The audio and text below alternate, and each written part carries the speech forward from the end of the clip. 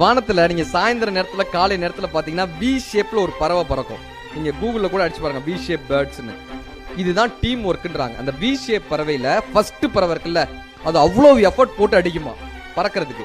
அதுக்கு ரெண்டாவது வர்ற பறவை இருக்குல்ல, அது அவ்வளோ எஃபர்ட் போட தேவையில்லை, 80% ஆஃப் எஃபர்ட் போட்டா போதும். அடுத்த லெவல்ல இருக்காங்கல்ல, இப்படி அந்த எஃபர்ட் வந்து குறைஞ்சிக்கிட்டே வரும்.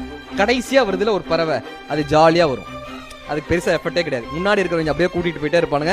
நம்ம எப்படி கடைசி பெஞ்சில் மண்டே அப்படி மறைச்சிக்கிட்டு உட்காந்துருப்போம்ல, அப்படியே மறைச்சிட்டு அந்த பறவை வந்துகிட்டே இருக்கும். பட் அந்த வி ஷேப் பறவைங்க போற ஸ்பீடு இருக்குல்ல, அது கொஞ்சம் குறைஞ்சாலுமே இந்த கடைசி பறவைக்கு தெரிஞ்சிருமா மொதல் பறவை டயர்ட் ஆயிடுச்சுன்றது கடைசி பறவைக்கு தெரியுமா.